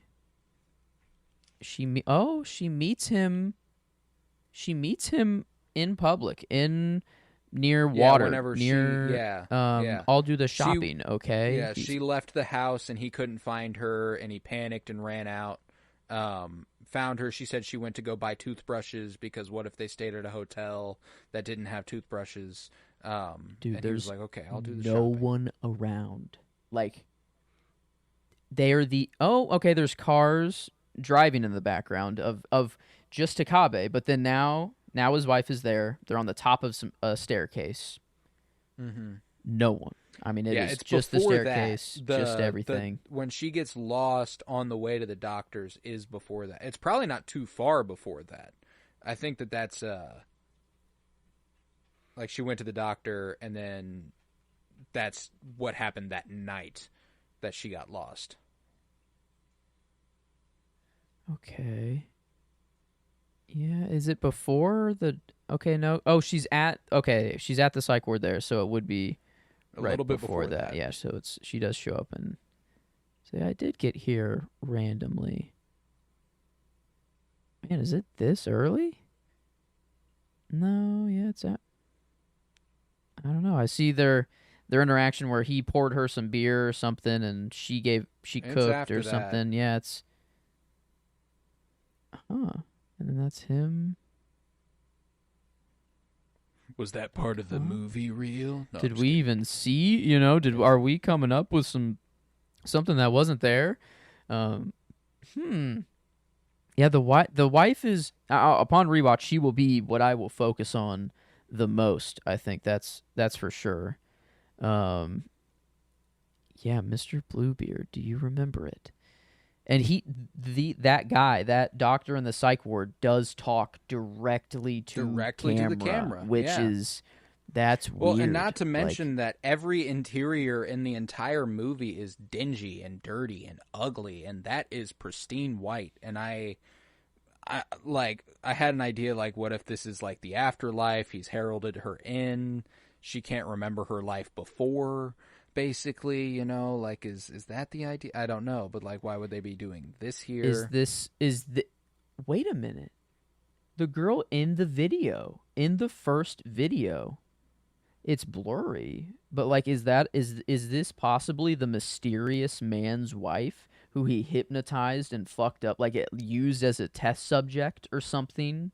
Like, this was the first person to be hypnotized, and maybe her soul has just, I don't know, is like...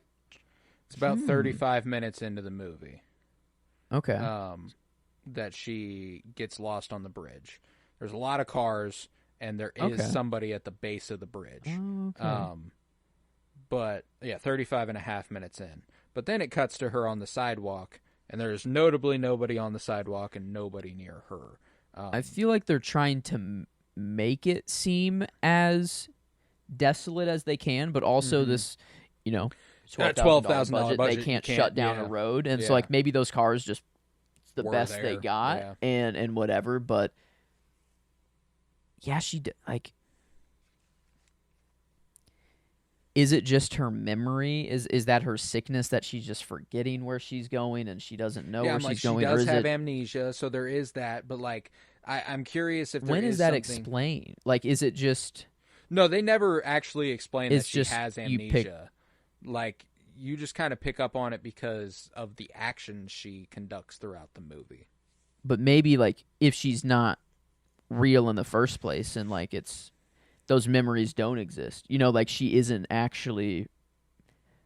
Like, if she is real, it makes much more sense that she does have amnesia and, like, you know, whatever. But, like, if she is a complete conjuring, then I don't know. Maybe there isn't anything to remember because she's not... She feels like she is the out if Takabe wants an out. Leave. Go on the trip. It's ready to go. It's like, this is the saving grace. Like, your sick wife, and you're not focusing on your sick wife. You know, it's like everything is screaming to, like, leave the situation. You can't handle it. You're getting mad just being in the same room with him. You're not fit for this. We need a psychiatrist. But he's, you know, he's obsessed. He's focused. That's his life. It's what he has to do. But if he went on that trip and gone, you know, how is the torch passed? You know, maybe it's all part of the, you know, a person who is good would make that decision to go on that trip. Right. And be gone so the torch isn't passed. But since he was so obsessed and kept on going, like, then there you go. Like, it's like he just kept failing, kind of like Green Knight kind of esque, you know. It's like you had all these steps along the way. You know, where it is clear. You know what's happening. You know these people are being hypnotized. You know that you're at stake and your wife. Like, you saw an elementary school teacher be hypnotized and kill his wife, and there was nothing wrong with them before at all. And there is tension in their marriage already. So it's like, there's an interesting little tidbit about the idea for this movie when Kiyoshi Kurosawa concocted the idea for this movie. It was inspired by him watching the news and hearing all the stereotypical things about a man who murdered his wife from their neighbor. like they seemed so nice, and they never had any problems, and they never argued, and they did all this. And the idea was like, well, he was like, what if they hadn't and he was made to? Like, what if there was something? So like that was kind of what stirred the idea for a cure, which is super fascinating. The devil, it's just you got to explain it somehow. Since if it is unexplainable, it's got to just be like the devil made him do it. It's like, that was my line of the movie, is whenever he, like, in reference to the elementary school teacher, Sakuma asked Takabe, he goes, did the devil make him do it? Like, is that the idea here? I love that. And like, yes. Yeah. I mean, if like, yes, the devil did make him do it. This, like that is. This is like, I don't know how to say this without offending people, but like this is kind of just the most humanized devil. Like I feel like this makes sense to be like the devil. Like he's not doing anything wrong innately himself. He's only getting others to like do it for terrible him. But shit. Yeah, at the very the root cause. So like definitely the essence still at fault. of the devil. Yeah, but, like, and but it, I don't know. What a movie. Like, it's crazy that I still have so many more thoughts and so many more like questions, but then they will never be answered. I know it will still be up in the air, and that's the kind of the magic of this, is that it is one explanation is just as justified as others. I feel like there's some that you can poke holes through, but like there's I can't blame anybody for thinking anything about this movie. Like, it is, I'm confident in my interpretation, but I would understand if anybody was confident in their interpretation, like, and that's what's fascinating about it. And I think that's what makes it so exciting, and what made it so riveting for me, is that I could watch it 3 times and still not feel like I have concrete, this is what this means. I have my ideas, but they're my ideas, like, they're not, and I love that. I love that about this movie. So Kiyoshi Kurosawa, gonna be a director whose works I parse through, I should say. Excited for him. I've heard Pulse is really, really good. That's probably gonna be my next stop. Is this okay? Maybe not. The poster, it seemed that maybe I was thinking of something of someone crawling through a TV, but I don't. I think that might be something else. No, that is The Ring, if I recall correctly. Okay, haven't seen that, but in Pulse, Koji Yakusho was in there as a ship captain, I guess. Yeah, I mean, like, Koji Yakusho and him are pretty frequent collaborators. Yeah. If I recall correctly. I like that combo, a director and actor combo. Just it feels right. They get each other, and man, awesome last name, for Hollywood. Crazy that there is no relation, but you got the juice. I think it is in your blood somewhere. Maybe, or in his blood somewhere. I felt I was talking directly to him at that moment. It felt a little weird, but it's great. Like, I had zero expectations of what this movie really even. I didn't even know existed until you told me about it last week. Very, very glad that I don't know. It reignited my horror, my love for horror, and just this specific kind of horror. This skin crawling. Oh God! Like an Insidious or like a Conjuring. Those are just to me. Like, they're okay. No, I'm with you. I'm with you. This is where this is the sweet spot. Because damn, did this movie, like, I finished it at 1:30, like I said, and like the movie ended, and I was like, fuck, I have to pee. I was like, God damn it, I have to go outside my room. Shit. Exactly. Oh no. Yeah. I'll forever see flashing lights in the distance, or just things that'll be like, am I being hit? I don't want to be hypnotized right now. Dude, the shot, whenever I told you, when Sakuma walks into the room and it's just sitting with him, it's sitting with Takabe, and the Parasite-esque, the black pillar in the background is just sitting there, and then the light flicks on, and there's the X on the wall. Bro, just skin crawling, hair tingling, everything is up. I'm like, silent horror, yes, like things dude. that because that's not a jump scare, but it's slow it makes me and go, like, oh, you're like something's oh, about to no. happen. Yeah. Yeah. Oh man, man. I I wish love it. I wish I could have some adrenaline through me during. Maybe I just need a Batman and have those little shots and just that'd be a little too much. I feel like, but yeah, just get like You'd probably have a pretty adverse reaction to that if I had to guess so myself. I don't know. Yeah, that probably isn't a good idea. But I don't even know where one would get adrenaline in the first. Is that even possible? Like I don't know. Straight up adrenaline? I don't know. But yeah, no. At least it got me to feel those feelings. I definitely was. Not buzz. I don't know. It would be interesting to feel like that buzz. I was. But my heart was still racing. Felt it. That's a good sign. That's a good sign. But,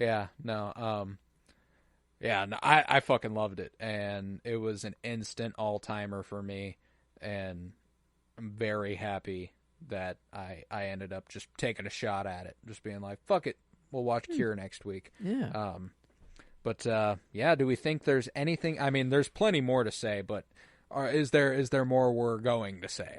I don't think I have much else. Yeah, no, I think we're theorizing upon this point. I think as far as what the movie is, I think we gave it enough credit and everything, but one to warrant a rediscussion at some point. I don't know, just like a reevaluation of some sort. Just for our own personal sakes, I feel like. I think I don't know. I don't think I have any more crazy, wild theories right now or anything that's I don't think so I different. do either. But yeah. I don't think I do either. All right. Well, then, with that, we will go ahead and do the plugs. If you want to stick around after the plugs, and I advise you do, we will rate this movie on a scale of 1 to 10, both enjoyment and critical. And I'm very excited for that, as it will do quite well for me. Very, very high on my rating. We will do our albums of the week. Me and Joe both pick an album every week, and we present it as what we've been listening to lately. It's a fun time. And then after that, Joseph will announce next week's cinema surprise, and I am so ready to find out what that is. I cannot wait. So with that, if you would, head to patreon.com/pennybloomPod, where you'll find over 50 hours of exclusive content, all sorts of book reviews, comic book reviews, movie reviews, and early access content, along with something we're doing called the Penny Bloom Dispatch, which is available for free. You can get the Penny Bloom Dispatch for free, but for $1.50, you can get access to all that came before it. That's $1.50 a month at at patreon.com/pennybbloompod. And we'll be honored to have you over there. You can head to Twitter, follow at PennyBloomPod. You can follow on Instagram and TikTok at PennyBloomPodcast. You can leave a 5-star rate and review wherever you might be listening. And if you are listening on Cinema Surprise, I advise that you go and listen over on Penny Bloom Podcast. You might find that we have tons more movies than the 6 that are available just here on Cinema Surprise. We've covered nearly 200 films. Maybe even over 200 films at this point. So tons and tons and tons of movies beyond the 6 so far here on Cinema Surprise. It was fun to shake things up, have this little avenue for us. But yeah, tons of stuff on the Penny Bloom Podcast. Check it out. Leave a 5-star rate and review wherever you might be listening, and download episodes. Show us to one person if you fucked with it. And if you didn't fuck with it and you think someone might fuck with it, show it to one person. I'd appreciate that greatly. Let's rate this thing. On a scale of 1 to 10, enjoyment-wise, I am at a 10, and it was one of those ones I didn't have a doubt about. I'm interested to hear where you were at. Is this weird? Is that when I came in, I mean, I knew I was like 9.5 is the floor. So, I mean, I'm there. You're riding high. But the weird thing is that I'm like 9.75 felt right, and it felt like that was my gut. But I kind of convinced myself through talking more through it, that it might be a 10. I like it even more after talking about it. And I usually 10 is like, it, like when you watch it. And like I'm not saying that I had no 10 feelings while I was watching this. I'm already up there 9.5, 9.6. Like this horror, this is my kind of movie. This is the horror that I think is perfect. So like, right. I think I might have convinced myself to give it that bump. And No, I mean, like, because here's the I don't think we've ever discussed a movie where I felt that way. I had a similar thing. I was I didn't think of it in the context of the 1 to 10 scale after my first viewing. I just knew I fucking loved it. Then the next day came around, and I needed to watch it again. And then I watched it again, and then I was like, I think I want to watch it again. And that's, so, like, framing it like that, it wasn't like I knew I loved the movie, but I didn't know how much I loved the movie until I sat with it, you know? And that's what was interesting about it, is that it just keeps getting better the more you think about it. So, this would be the rare example where I think if you feel like it grew to a 10 upon thinking about it, I think that's right. Like, because I'm there. I'm there. Yeah, I think like I'm in the first watch range, and talking about it at this length I already knew I was going to watch it again, but now I'm in the boat of I need to watch this again, and I don't want to feel like I'm being hypnotized, but fuck it. I'm okay with it right now. No, yeah, I've decided I need to stop for now. That might be a good idea. I'll return to it eventually, but I think 3 times in a day and a half, I did it. You know, I did it justice. I got it down. Now I'm gonna let it breathe for a while. Yeah. Maybe the fourth is the activation. You know, and if you do it, let's just say I've been cured. You know, that's how I feel. And not to say that it is infecting me, you know, but now I see how the mindset of the cure and like how they think that way, and I know I get it. It makes sense. I don't no, I can get where I don't feel that way, but I get what they're like. I like the I usually don't come away from these movies liking the philosophy of them. I usually think that's grim, that's dark. I like a little hope. I like bright. But this pulled it off so effectively that I was like, I fucking loved that. And that's so rare. And like, that's what really struck me, is that, I mean, we've talked about it. I don't like like, whenever we talk about like, even just Star Wars stuff, like, I don't like Imperial stories. I don't like stories about the Empire. I don't like the stories about the characters that are in the Empire. It's dull to me because it's not hopeful. This is grim as shit. And I'm like, this is one of my favorite movies I've ever watched. You know, like, one of the most grim movies I've ever watched, to be honest. There's not really any positives. There is nothing you come out the other side of this movie going, you know, at least it went that way. You know? Yeah, no. I Nope. It is purely like the one thing that would have been that ended up unleashing a power unknown, you know, like you're usually like in those moments whenever you're like, just shoot this motherfucker, you know, like he does it and you're like, yay, you did it, you did the thing you were supposed to do, and then like actually it was not the thing you were supposed to do, now you're the evil. So like that's so fucking cool. So yeah, easy 10 for me. And I'm super happy to know that it's a 10 for you, and I don't have to use a sumai, because I was going to. Not needed. Not needed here. This one. All right. Like Babylon was a 9.5, and I'm north of Babylon. Yeah. Casablanca. That's I gave Tron a 10. I know I'm at a 10, Tron. But Casablanca and this, yes, the only two that I can. Yeah, they are there. They are there. Yeah, so, and quality wise, I can't quite go Casablanca. You know. Yeah, no. But $12,000. The low budget, that's like, that gives it a big boost. Like the fact that it was done still this well with that low of a budget, and like it is. Now that I think about it, it is just shooting people. Like very simple shots, but beautifully lit, very well, gorgeously lit. Yeah, and I think. Let's see. I guess. Babylon, we gave an 8.5.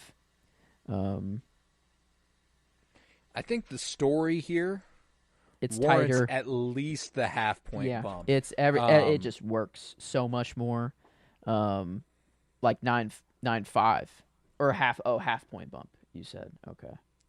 I mean, I meant at least. I was at 9.5. Like that is where I was coming into this. I'm so like that's just 2.5 below Casablanca. And I think there's,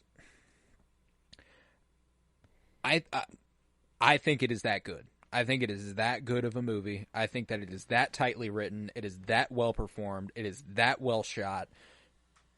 Anything, like, the one thing that I'd be like, well, this isn't typically what I like from a movie, is the score, but the score is perfect for the movie. You know, yeah, like everything is to make you uncomfortable. That, everything, like warbling, like, and it's beautiful for the movie. And so, like, I'm there. 9.5 is where I am rating for my critical.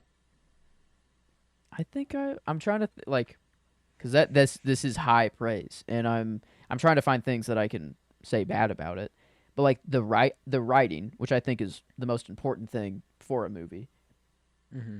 This is, I mean, so creative, the way it is, the slow unravel over time, and you get more details through every single hypnosis, but then it's Takabe's long overarching one the whole time. Like, it is from a thought of like, all these murders around town are really crazy. I wonder what is the motive? And it's like, I'll make this movie. What? Like, I mean, okay, this is why we need people to make movies. Yeah. So I mean, art. This is like perfect art house horror thriller, because this is the first movie we've discussed so far, maybe ever, that I'd be comfortable defining as art house.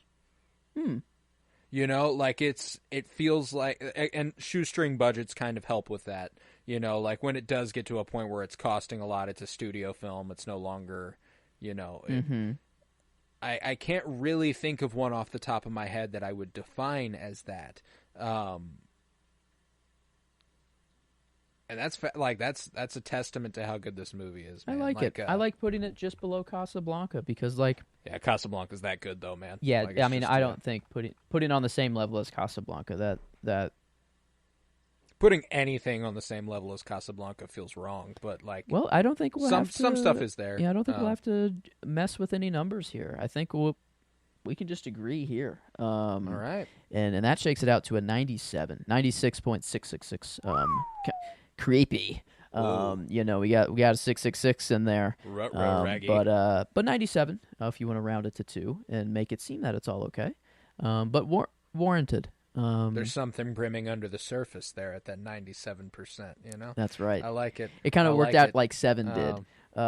Yes. Or no, it didn't work out that way. We made it. We put 7 in the number. Yeah. No, okay. yeah. No, but damn, I did not know that's what we were getting into. I am so glad that I took that it makes me want for my next one to take more shots at stuff that I've heard, like, because all I'd heard about this was that it was fucking good, you know what I'm saying? Like, I didn't know anything about it, and it's making me want to visit ones that I've just heard great things about. So, you know, I guess I'll announce what my next one is next week. But do you want to do album of the week first, or would you like to announce first? Either or. I guess it is. I was going to go with one that I haven't seen. That it felt right, and this leads me to maybe want to do that again too in the future. But this one, I don't know. I wanted to return to one that I have seen and that I know that I like. So I guess I'll talk about it. I'll go ahead and give it. But you asked, you know, I'll ask a lot of questions. You know, is it pre-2020s? Is it old? You know, what is it? And it is pre-2020s, but not by much. It's 2016, so we're in the newer vein. And just a director that I wanted to get more under my belt. I watched this very, very recently, Denis Villeneuve, and it's his Arrival. And another one that I will premise. It's kind of like a Tron a little bit. The quality in here, I think, it's very, very good. But like, it is more of like the concept. Like, this is just a cool story, like a very cool story, and it was a movie that I could not believe it took me that long to get to when I finally saw it. I think you'll be like, okay, another Joe movie. But this one I feel like it's could like more than Tron. No, this one is. I've heard fantastic things about Arrival, so I am very, very excited that this is actually, like, this is one of those movies that has always been on my watch list, has always been right there, and I've just never committed to it. So I'm glad you are making me commit to it. I actually had a conversation about it with someone on Twitter a couple months back where they were like, if you haven't watched Arrival, you should fucking watch Arrival. And I was like, I will. I just don't know when. So now I do. Like, I will watch it this week. I'd say it's kind of... I've seen Dune, and Dune Part 2, and Sicario. Like, I've seen what this man can do. It is way closer to the Dune. Like, it's not Dune. It is not. But, like, it's not Sicario. It isn't like a movie that you'll watch and be like, okay. Like... No, I've heard brilliant things about Arrival, so I'm very excited. I cannot wait for that. Man, so next week on Cinema Surprise, we're coming at you with Denis Villeneuve's Arrival. And an internal rule, this was my last sci-fi that I will pick. That was, since Tron and Arrival, since I'm doing it twice, I am done. I'm done with sci-fi. This is the first time we've returned to a genre, I feel like. However, probably not the most comparable Not in the movies, same way. You know, not in the same way. Like, sci-fi is a broad genre. You know, Planet of the Apes is sci-fi. So, like, it's a big one. So I feel comfortable revisiting the genre when it's not exactly the same type of movie. Okay. But beautiful. So Arrival next Friday here on Cinema Surprise, and on our flagship show, Penny Bloom Podcast, we will be continuing Fire and Bloom. Our House of the Dragon rewatch reaches the halfway mark as well, with Season 2, Episode 5 next week. So Season 2, Episode 5 for House of the Dragon, Fire and Bloom on the flagship Penny Bloom Pod. And over here, you can expect Arrival by Denis Villeneuve. And I'm so very excited for that. But with that, let's do an album of the week. Top it off. A little music here. What were you going with here? No relation for the movie on this album. Nothing screamed to me, I guess, music-wise. But so I went the different route. And mainly a single song that I've known for quite some time, but I wanted to hear the greater album of it. And this song, funny enough, it comes from Guitar Hero. I think Guitar Hero 3 on the Wii. The song is Cliffs of Dover, and it was my favorite Guitar Hero song ever. It's by Eric Johnson, and the album is Avia Musicom, AHVIA, Avia, and then Musicom. I don't know what it's trying to get at. Different. Yeah, I don't know if that's dope. French. I don't know. It's not a language I really. But it's just a lot of guitar, not a lot of singing. Most, like, Cliffs of Dover is purely guitar. There is not a single word, but there's some songs in the album and it was a nice change of pace. One I just kind of put on the back, and some are just pure guitar, and it's a nice vibe. The dude knows how to play. Eric Johnson. That's the Cliffs of Dover. I haven't heard of them outside of that. It's purely Guitar Hero, and it's just been a song that I knew how to play this song with my eyes closed on Guitar Hero. Right. And the only one I ever got to that point on. And so it's just been a song I've loved since the Wii came out. So quite some time. That's a long one. That's a long relationship. I love that. I love that. You know, you went heavy guitar. I'm going heavy piano, and I'm going with one I own, which is always exciting. I've had it on display before. This is Scenery by Ryofuki, Ryofuki. And it's just a jazz piano, basically, but there's a little bit more going on there. And the only connection to the movie is that he is a Japanese gentleman. There you go. So I wasn't really trying for that, but that is what I've been listening to this week.